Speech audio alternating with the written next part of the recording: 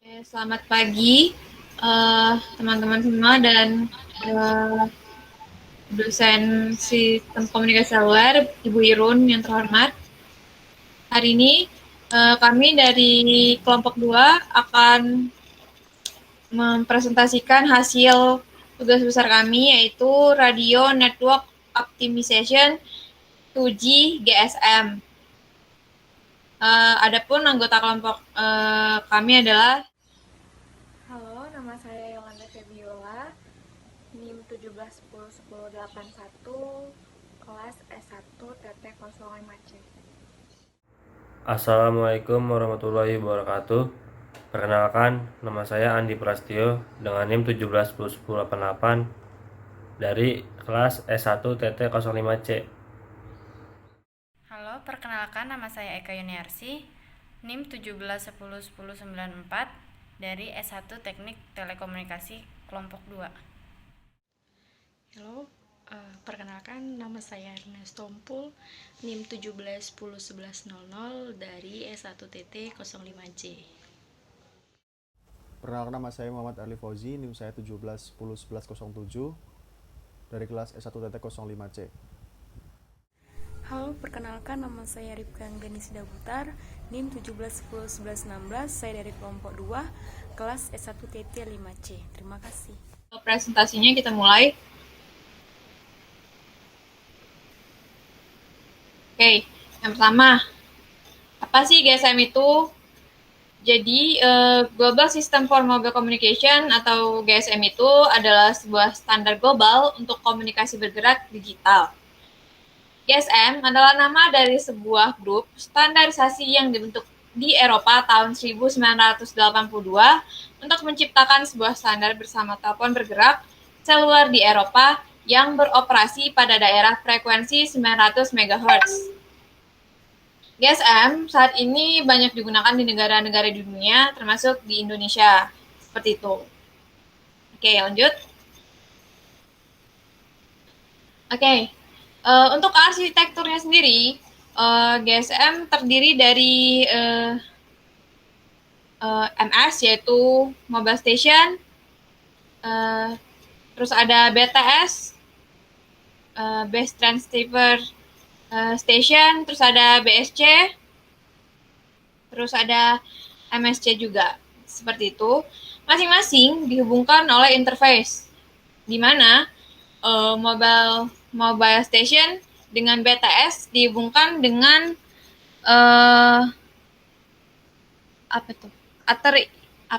Other interface. Kemudian untuk BTS ke BSC itu dihubungkan dengan Abyss interface. Untuk BSC ke MSC itu dihubungkan oleh A interface. BSC sendiri mengatur BTS di bawahnya. Terus untuk BTS mengatur MS yang berada di area wilayahnya, seperti itu. Ya, BTS contohnya itu adalah tower telepon lah, seperti itu. Untuk MSC yaitu mengatur BSC yang ada di bawahnya. Di dalam BSC juga terdapat link PSTN, VLR, OMC, HLR, AUC, dan EIR, seperti itu. Nanti akan dijelaskan lebih lengkap lagi di slide selanjutnya. Kemudian berikut adalah bagian dari GSM arsitektur. Yang pertama itu ada radio subsystem, yaitu RSS, yang merupakan bagian dari struktur jaringan GSM. Apa aja? Kita bisa lihat di mobile station-nya ada mobile equipment atau ME, yang merupakan perangkat GSM yang berada di sisi pengguna atau user, yang berfungsi sebagai terminal transceiver atau pengirim dan penerima sinyal untuk berkomunikasi dengan perangkat GSM lainnya. Kemudian ada subscriber identity module atau SIM card, yaitu kartu yang berisi seluruh informasi pelanggan dan beberapa informasi pelayanan. ME tidak akan dapat digunakan tanpa SIM di dalamnya, kecuali untuk panggilan darurat. Contohnya itu ya kartu telepon yang kita gunakan sekarang, dari masing-masing vendor yang ada di Indonesia, seperti itu. Selanjutnya bagian dari GSM Arsitektur yaitu Base Station Subsystem. Merupakan subsistem dari jaringan GSM yang secara langsung berhubungan dengan MS melalui air interface. Pada Base Station Subsystem terdapat dua bagian, yaitu Base Transceiver Station atau BTS, yang merupakan perangkat yang berhubungan langsung dengan MS dan berfungsi sebagai pengirim dan penerima sinyal. Lalu selanjutnya ada BSC atau Base Station Controller, perangkat yang mengontrol kerja BTS yang berada di bawahnya, dan sebagai penghubung BTS dan MSC. Selanjutnya, mobile equipment merupakan terminal transceiver dan diidentifikasikan dengan IMEI tertentu. Perlu diketahui, IMEI sendiri merupakan International Mobile Equipment Identity. Lalu ada SIM card. SIM card sendiri merupakan Subscriber Identity Module, yang merupakan smart card yang berswitch store seluruh informasi user dan beberapa fitur dari GSM. Informasi yang ada berupa authentication key dan dua algoritma enkripsi, yaitu algoritma autentikasi A3 dan A8 sebagai zipper key, lalu ada IMSI dan TMSI, dan juga beberapa servis tambahan. SIM card dilindungi oleh sebuah mekanisme Personal Identity Number atau PIN yang dimiliki user. Lalu selanjutnya ada Base Station Subsystem atau BSS. Tadi sudah dijelasin kalau BSS sendiri terdiri dari dua perangkat, yaitu Base Transceiver Station atau BTS dan Base Station Controller atau BSC. Dan antara BTS dan BSC dihubungkan oleh ABIS Interface. Selanjutnya ada Network and Switching Subsystem atau NSS. Merupakan subsistem yang berfungsi sebagai interface antara jaringan GSM dan jaringan luar lainnya. Di dalam NSS ada beberapa bagian, yaitu yang pertama adalah Mobile Switching Center atau MSC, yang merupakan sebuah network elemen sentral dalam sebuah jaringan GSM. Lalu ada Home Location Register atau HLR, yang berfungsi sebagai database untuk menyimpan semua data. Lalu ada Visitor Location Register atau VLR, yang berfungsi untuk menyimpan data dan informasi dari pelanggan. Lalu ada Authentication Center atau AUC, diperlukan untuk menyimpan semua data yang dibutuhkan untuk memeriksa keabsahan pelanggan, sehingga pembicaraan pelanggan yang tidak sah dapat dihindarkan. Lalu ada Equipment Identity Register atau EIR, yang memuat data-data dari pelanggan. Lalu, pada bagian GSM itu juga terdapat OMS atau Operation and Maintenance Subsystem, yang merupakan bagian yang mengizinkan network provider untuk membentuk dan memelihara jaringan dari lokasi sentral. Nah, di sini saya akan melanjutkan tentang proses optimasi jaringan pada GSM. Nah, yang pertama itu optimasi. Menurut Yanuar pada tahun 2010, optimasi ialah suatu proses untuk mencapai hasil yang ideal atau optimal, nilai efektif yang dapat dicapai. Nah, di optimasi ini dilakukan karena ada beberapa alasan. Yang pertama itu perubahan lingkungan operasi jaringan, gedung baru, jalan baru, dan tumbuh-tumbuhan baru. Yang kedua itu perubahan struktur jaringan, perubahan dalam distribusi BTS dan kapasitas sistem. Dan yang ketiga itu user untuk melayanan data dan suara meningkat, sehingga kemampuan jaringan yang ada dapat memburuk. Selanjutnya, setiap mendapat keluhan dan pelanggan. Dan yang kelima itu optimasi yang perlu dilakukan secara periode. Nah, di optimasi ini merupakan langkah penting dalam siklus hidup suatu jaringan. Keseluruhan proses optimasi pada drive test. Di optimasi jaringan ini dilakukan untuk menghasilkan kualitas jaringan yang terbaik dengan menggunakan data yang tersedia. Seefisien mungkin. Cakupan optimasi jaringan sebagai berikut. Yang pertama itu menemukan dan memperbaiki masalah yang ada setelah implementasi dan integrasi site yang bersangkutan. Yang kemudian dilakukan secara berkala untuk meningkatkan kualitas jaringan secara menyeluruh. Dan yang ketiga itu optimasi jaringan yang dilakukan boleh menurunkan kinerja jaringan yang lainnya. Dan yang keempat itu dilakukan pada cakupan daerah yang lebih kecil yang disebut dengan cluster agar optimasi jaringan dan tindakan follow up menjadi lebih mudah ditangani. Selanjutnya, Pada proses optimasi jaringan ini, ada beberapa proses pada optimasi jaringan. Nah, yang pertama itu analisa permasalahan, kemudian persiapan sebelum melakukan optimasi, selanjutnya drive test, kemudian subjek yang harus diteliti, melakukan tes pada drive test tersebut, dan rekomendasi pada tracking. Selanjutnya, di sini merupakan gambar dari proses optimasi dengan menggunakan drive test. Yang pertama itu evaluation site, kemudian base station, turn off, dan optimasi awal. Nah, setelah di base station, melanjutkan active testing atau drive test, kemudian check off dan optimasi. Di sini saya akan menjelaskan materi tentang pengenalan drive test. Drive test merupakan salah satu bagian pekerjaan dalam optimasi jaringan radio. Tujuan drive test adalah mengumpulkan informasi jaringan secara real-time di lapangan. Informasi yang dikumpulkan merupakan kondisi aktual radio frekuensi atau RF di suatu base transceiver station atau BTS maupun dalam lingkup base station subsystem atau BSS yang dilakukan dengan mobil sehingga pengukuran dilakukan bergerak. Perjalanan pun dilengkapi dengan peta digital atau GPS, handset, dan software drive test seperti Agilent, Nimo dari Nokia, Thames dari Ericsson, dan Rahdi. Selanjutnya, tujuan dari drive test. Yang pertama, untuk mengetahui coverage sebenarnya di lapangan, apakah sudah sesuai dengan prediksi coverage pada site planning. Yang kedua, untuk mengetahui parameter jaringan di lapangan, apakah sudah sesuai dengan parameter planning dan optimasi. Yang ketiga, untuk mengetahui performansi jaringan setelah dilakukan perubahan seperti penambahan atau pengurangan TRX. Yang keempat, untuk mengetahui adanya interferensi dari sel-sel tetangga.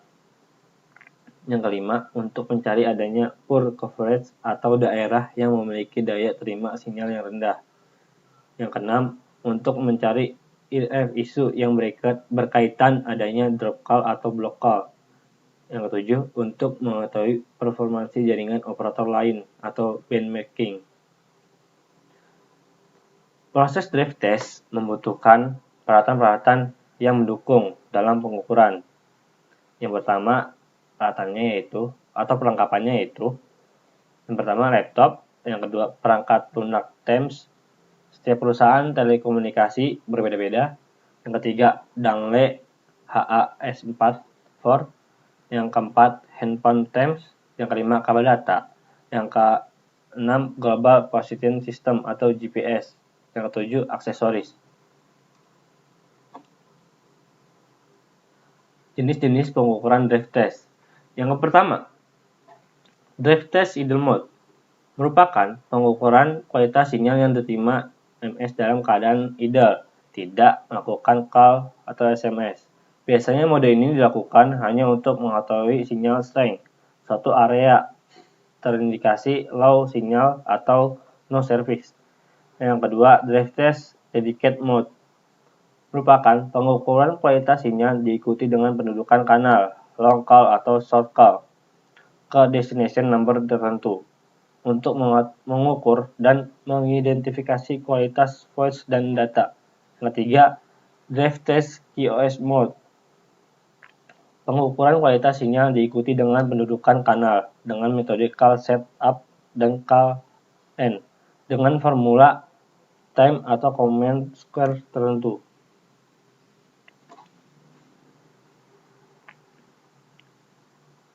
Pengambilan data terbagi menjadi 4. Yang pertama, single set verification atau CCAV merupakan drive test untuk memverifikasi setiap set bagus atau tidaknya di suatu set. Yang kedua, cluster merupakan drive test yang mengukur jaringan setiap cluster atau daerah yang terdiri dari beberapa set namun hanya untuk satu operator jaringan. Yang ketiga, benchmark merupakan drive test yang membandingkan beberapa operator dalam satu cluster atau daerah. Yang keempat, optimasi merupakan bagian analisa gangguan atau kurangnya service quality pada set yang sudah jadi. Parameter drive test. Meningkatnya jumlah pelanggan sebuah operator tidak hanya berdampak pada peningkatan revenue, namun juga berakibat pada naiknya jumlah panggilan gagal. Kegagalan panggilan bisa disebabkan oleh 3 faktor. Yang pertama, komponen dalam ponselnya bermasalah. Yang kedua, pelanggan memang berada pada luar coverage BTS, sehingga saat handover, ponsel tidak tercover oleh BTS lain, atau pelanggan berada pada daerah blind spot. Yang terakhir, yang ketiga, jaringan operator memang sudah padat. Faktor pertama tentu bisa diatasi dengan melakukan penggantian komponen. Sementara yang faktor kedua tidak bisa berbuat banyak selain menunggu ponsel mendapatkan sinyal kembali. Solusinya mungkin bisa dilakukan dengan penggantian SIM card operator lain. Ada faktor harus dikembalikan ke operator yang bersangkutan, apakah jaringan yang mereka pasang sudah baik, sehingga bisa mengcover seluruh kawasan. Panggilan gagal seringkali terjadi di daerah perkotaan atau kepadatan traffic yang trafiknya sangat padat dan pegunungan. Oleh karena itu, dilakukan drive test sebagai bagian dari optimasi jaringan untuk mengetahui parameter-parameter yang terukur agar dapat dievaluasi sehingga dapat dilakukan perbaikan untuk menjamin kualitas layanan yang lebih baik lagi.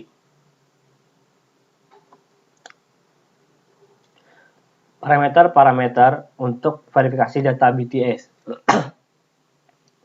Yang pertama, Broadcast Control Channel atau BCCH merupakan frekuensi carrier yang digunakan pada saat downlink untuk mentransmisikan informasi sistem.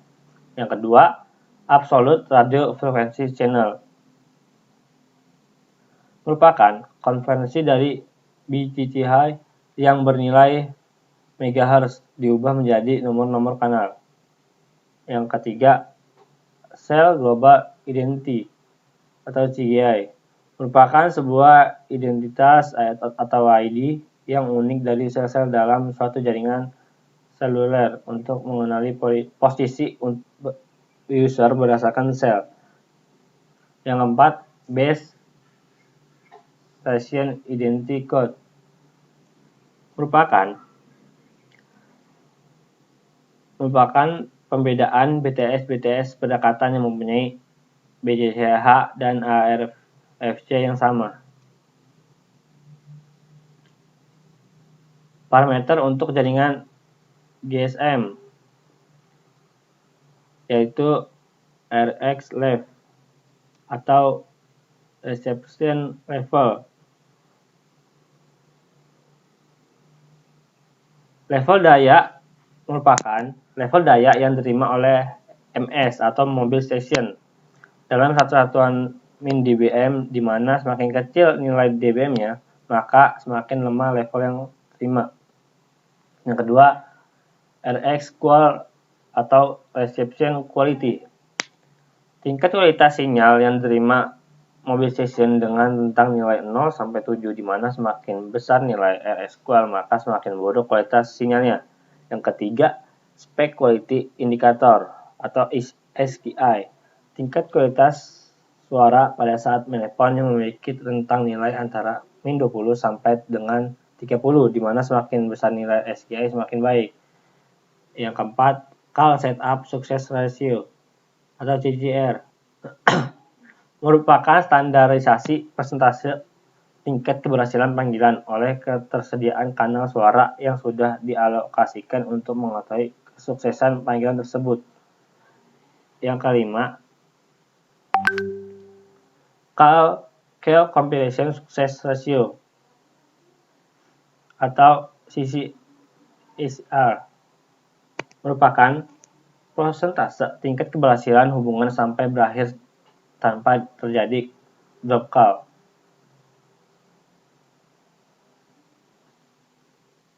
Yang kelima, drop call ratio merupakan drop call persentase banyaknya panggilan yang jatuh atau putus setelah kanal pembicaraan digunakan. Yang keenam, block call ratio merupakan persentase kepadatan panggilan yang disebabkan karena keterbatasan kanal. Yang terakhir yaitu call setup time merupakan waktu yang diberikan untuk melakukan panggilan dalam satuan detik. Handover.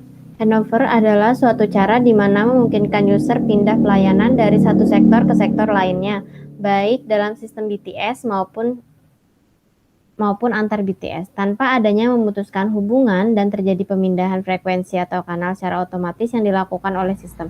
Tujuan dari handover adalah untuk menjaga kualitas panggilan, menjaga hubungan antara MS dan BTS dalam proses perpindahan layanan, melakukan pergantian kanal jika terjadi gangguan interferensi yang besar, dan untuk memperjelas batas antara daerah pelayanan MS. Proses handover tidak selalu berjalan lancar walaupun nilai ambang batas sudah dilewati, namun tetap tidak mau melakukan handover. Hal tersebut dikarenakan beberapa faktor sehingga menyebabkan kegagalan handover failure. Kegagalan handover belum tentu menyebabkan suatu panggilan terputus, bisa jadi mengakibatkan kualitas suara yang diterima menjadi jelek. Panggilan terputus atau drop call merupakan akibat yang paling buruk jika handover tidak dapat dilakukan sehingga akan mengurangi pengembalian keputusan handover ditentukan oleh jenis handovernya. Pada teknologi 2G GSM dan 3G UMTS memiliki beberapa perbedaan antara jenis handover yang digunakan, yaitu hard handover dan soft handover. Baiklah, saya akan menjelaskan tool software optimasi jaringan GSM. Yang pertama ada TEMS. TEMS merupakan salah satu perangkat lunak yang digunakan untuk melakukan drive test. Informasi yang bisa didapatkan dengan menggunakan TEMS adalah identitas sel, kode identitas base station, BCCH carrier RFCN, kode negara mobile station, kode jaringan, dan kode area sel yang melayani atau serving sel. TEMS juga memberikan informasi mengenai RX LED, BSIC, dan RFCN 6 sel tetangga, nomor channel, nomor time slot, tipe channel, dan TDMA offset, mode channel, nomor sub-channel, indikasi hopping channel, mobile allocation index offset, dan nomor hopping sequence pada dedicated channel, RxQual, FR-DTX downlink, TEMS Pitch Quality Index atau SQI, Timing Advance TA, GX Power, Radio Link, Timeout Counter, dan parameter CA. Selanjutnya, ini ada gambar antar muka perangkat menggunakan TEMS Investigation. Bisa kita lihat sendiri pada gambar apa aja yang terkait yang ada dalamnya seperti yang sudah saya jelaskan. Di sini ada ini MSI handover-nya. Ini proses downlink, uplink-nya. Bisa kita lihat.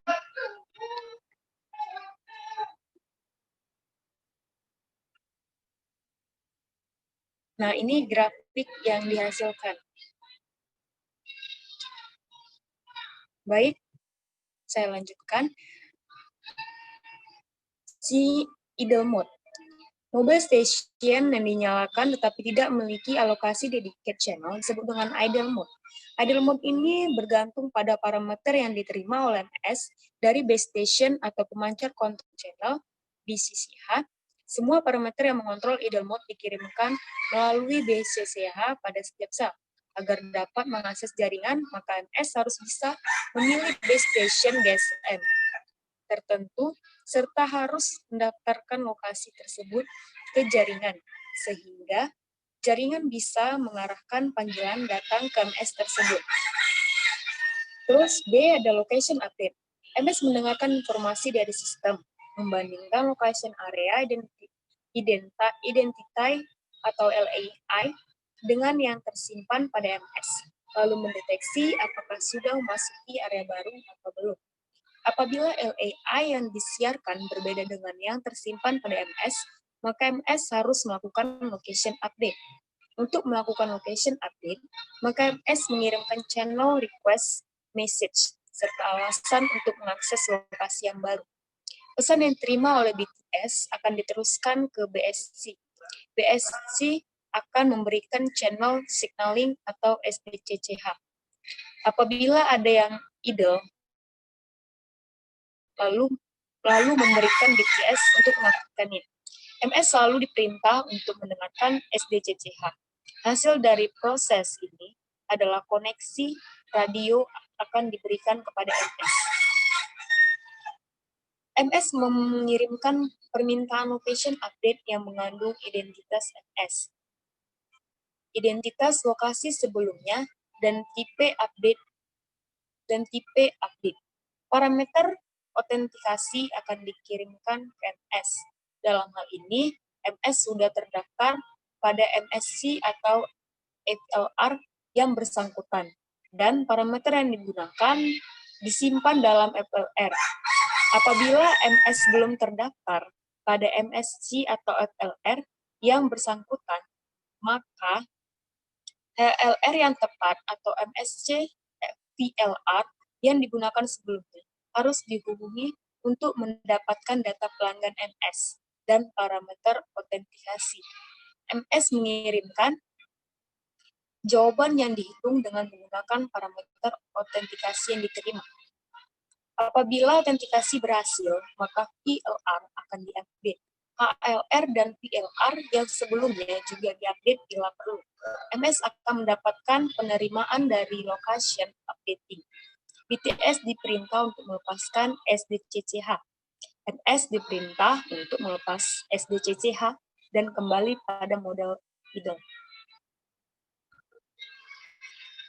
Selanjutnya ada call setup bagian C. Algoritma pemilihan sel akan memilih sel yang paling cocok untuk publish LAN mobile network atau PLMN tersebut. Apabila tidak ada sel yang cocok dan semua PLMN yang tersedia telah dicoba, maka MS akan mencoba untuk menggunakan PLMN operator lain dan hanya memiliki pelayanan yang terbatas. Pada kondisi ini, maka MS hanya bisa melakukan panggilan darurat. Apabila MS kehilangan area cakupan, maka akan kembali pada kondisi pemilihan PLMN dan memilih PLMN lain. Setelah sel telah berhasil dipilih, MS akan memulai tugas sel reselection. MS akan melakukan perhitungan secara berkelanjutan terhadap sel tetangga untuk melakukan cell reselection apabila diperlukan. Untuk MS multiband, karir non-serving yang terkuat bisa saja berada pada band frekuensi yang berbeda. MS akan memonitor karir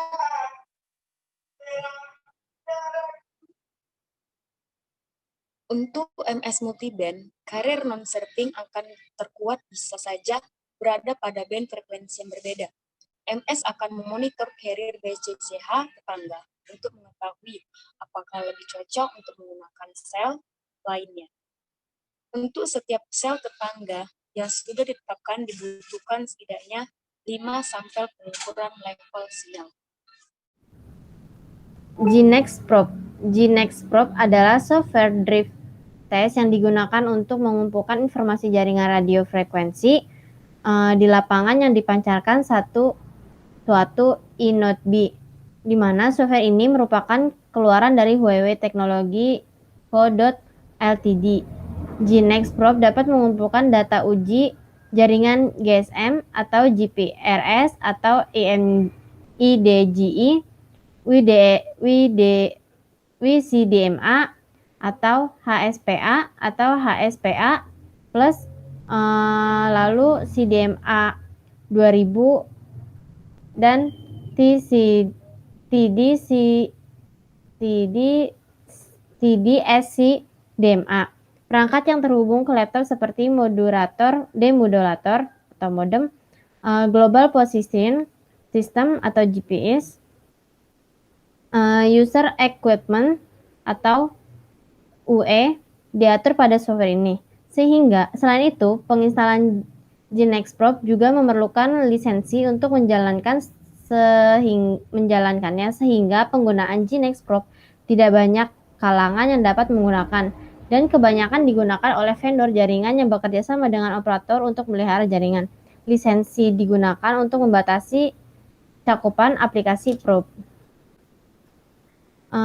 GNext Probe menghasilkan file pengukuran dari drive test jaringan NICBL yang dinamakan log file yang kemudian akan di-reposting pada software GNext Assistant. Lalu ini ada tampilan dari GeneX Probe ada seperti ini. Terima kasih. Oke, sekian presentasi dari kelompok kami. Lebih dan kurangnya kami minta maaf. Kami selaku kelompok 2 mengucapkan terima kasih pada Bu Iron atas kesempatan yang diberikan. Terima kasih. Selamat pagi.